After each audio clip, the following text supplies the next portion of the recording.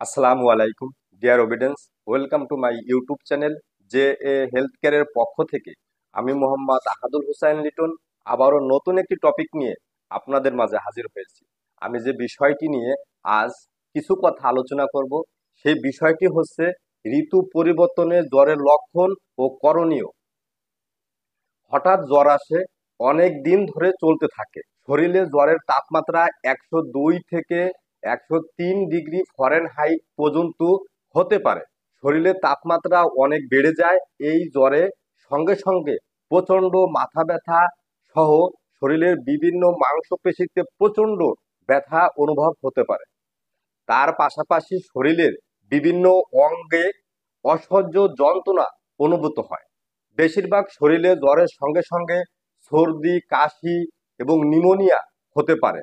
ঋতু পরিবর্তনে নাক দিয়ে পানি পড়ে, এমনকি নাক বন্ধ হয়ে যায়। শ্বাস প্রশ্বাস নিতে অনেক কষ্ট হয়ে থাকে। মুখের স্বাদ নষ্ট হয়ে যেতে পারে এবং খাবারের প্রতি অনীহা প্রকাশ করে থাকে সকলে। বমি বমি ভাব এবং বমি হতে পারে। শিশুদের ক্ষেত্রে জ্বরের সঙ্গে খিঁচুনি ভাব দেখা দিলে অবশ্যই আপনাকে একজন অভিজ্ঞ ডাক্তারের পরামর্শ করতে ভুল করবেন না।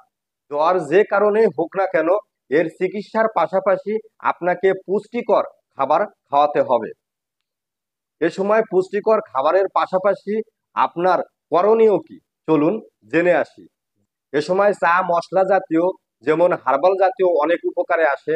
যেমন আপনি চা খুবই প্রয়োজন, এই অ্যান্টিভাইরাল অ্যান্টিব্যাকটেরিয়াল কার্যকারিতা।